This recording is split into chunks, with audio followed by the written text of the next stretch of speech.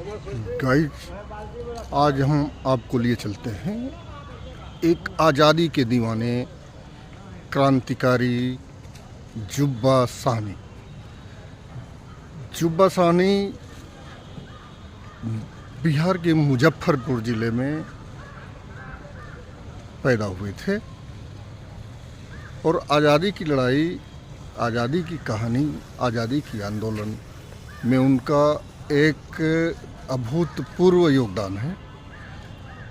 1942 में अंग्रेज़ों भारत छोड़ो आंदोलन चल रहा था। उसी समय मुजफ्फरपुर के मीनापुर थाने का इंचार्ज हुआ करता था लियो बालर को जुब्बा साहनी ने अपने क्रांतिकारी साथियों के साथ थाने पर हमला कर दिया और लियो बालर को आग में जिंदा जला दिया, जिससे 1942 के इस आंदोलन में अंग्रेज़ों में दहशत फैल गया और उन्होंने अपना मन बना लिया कि अब बिना हिंदुस्तान को आज़ाद किए हम सुरक्षित नहीं रह सकते, क्योंकि एक से एक बड़े बड़े, जहाँ की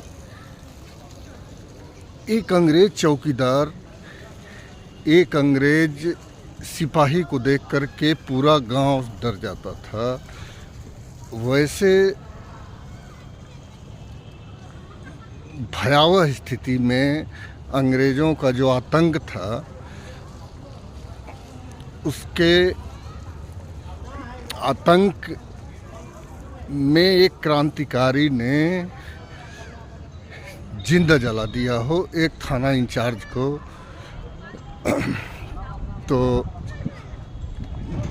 उन्हीं की याद में मुजफ्फरपुर में ये मैं जो पार्क आपको दिखा रहा हूँ, उसी क्रांतिकारी जुब्बा साहनी के नाम पर ये पार्क बनाया गया है।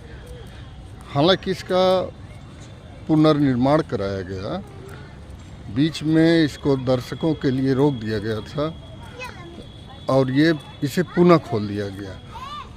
हालांकि इसकी रिस्ट्रक्चरिंग अभी हो रही है और कुछ समय में इसके पेड़ पौधे हरे भरे हो जाएंगे, तब देखने में ये और अच्छा लगेगा। इसके चारों तरफ बैठक और शेड बनाए हुए हैं, जिसमें दर्शक आकर के बैठ सकें।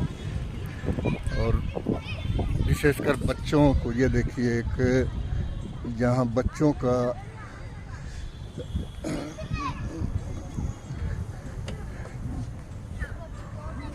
पॉइंट है।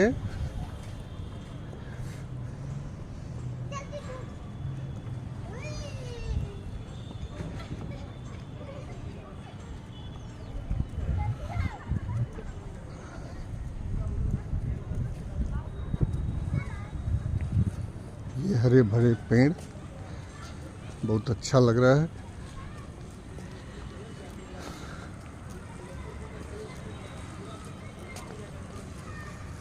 तो आगे मैं आपको दिखाऊंगा उस क्रांतिकारी की एक मूर्ति,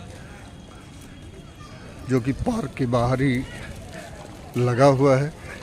इस पार्क में प्रवेश करने के लिए आपको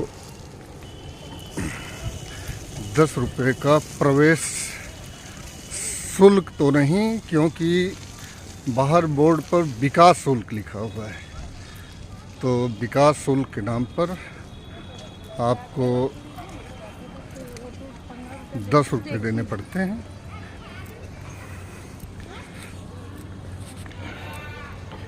तो मैं आपको उस भारत माता के सपूत क्रांतिकारी जुब्बा साहनी पार्क दिखाया। और जैसा कि क्रांतिकारियों ने कहा था, सरफरोशी की तमन्ना अब हमारे दिल में है, देखना है जोर कितना बाजुए कातिल में है। तो ये रहा उस पार्क का प्रवेश द्वार। और मेरे साथ नमन करिए, श्रद्धांजलि दीजिए उस वीर सपूत जुब्बा साहनी को, जिसकी मूर्ति मैं आपको दिखाने जा रहा हूँ। यह है अमर शहीद जुब्बा साहनी।